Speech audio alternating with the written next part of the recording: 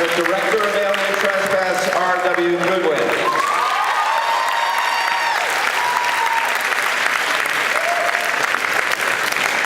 Thank you. I just want to say what a privilege it's been to have in one life to have worked with the famous Merrick McCormack and Dan Lauria Sr. And now I get to be here with Jan the Son Jr. and Jenny Baird, whose grandmother was so wonderful in the film. And of course Eric, whose grandfather was equally wonderful. By the way, it wasn't really Dan's father, we're just being really nice. It was, yeah. Real quick, we made this movie because my partner Jim Swift and I felt we loved the 50s sci-fi movies. I think the only real problem with the 50s sci-fi movies were there weren't enough of them. So we decided to make one more. This is not a spoof. This is not a parody or anything like that. This is a genuine 1957 sci-fi movie. When Jim suggested we do this, I went back and looked at the old movies I'd seen as a young kid. And looking at them 50 years later, you know, when they made them in the 50s, they were very, very serious about making the greatest scary sci-fi movies they could. But you look at them 50 years later, the styles have changed, the techniques have changed, so they're inadvertently funny, you know.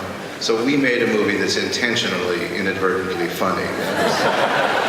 And I'm going to defer to maybe Eric just to give us a word.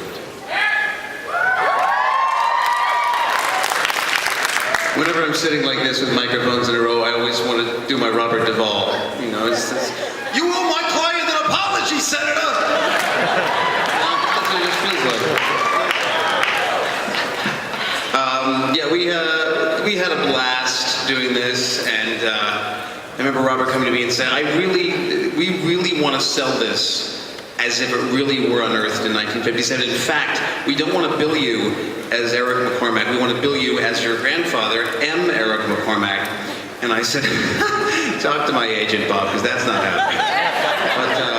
But the spirit, as you just saw in the trailer, I mean, that's the spirit of this thing. It is a loving tribute to the movies of not my youth, but certainly Bob's youth.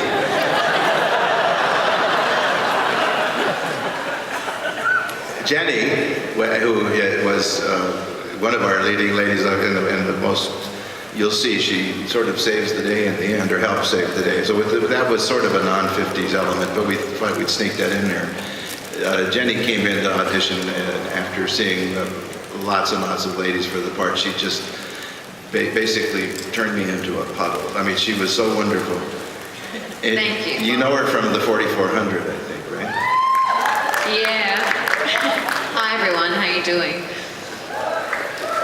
And Dan Lauria and I have worked together since before the Civil War, so yeah, we're the old timers. When it came time to cast the part of the Chief Dawson, I just said, see if Dan's available, and thank God he was. I was the only one who was willing to work for 50s pay. Try not to sound too gay. I can't reach him. I can't reach him. But speaking on behalf of Will, this is when you do projects like this, they're intended for the big screen, but they very often don't make it. I'm so delighted that this one is going to get released in, was it 22 markets, Bob, to start? 24 markets. 24 markets. Right, and then why here 26? 30. We'll be here at the Embarcadero Theaters, we'll be at the Shattuck in Berkeley, and we'll be up at the Rafael in San Rafael. Yeah. And if you like it, it'll go to a lot more theaters. So please tell everybody you know and tell everybody you don't know. Thank you. Hi. Obviously, as you said, this was heavily influenced by 50s sci-fi movies. Besides the previously mentioned War of the Worlds and It Came From Outer Space, can you name 2 or 3 of the others that were a heavy influence on this film? What we based ours on, you mean? Yeah. Well, It was the monster on the, what was the one about the monster on the bottom of the ocean floor? that was good. The creature from something, the black 20,000 fathoms or something. Yeah, did you see But that actually, one? the story, Jim, my partner, was the one who came up with the story, and he took the original War of the Worlds, The Day the Earth Stood Still, and It Came From Outer Space.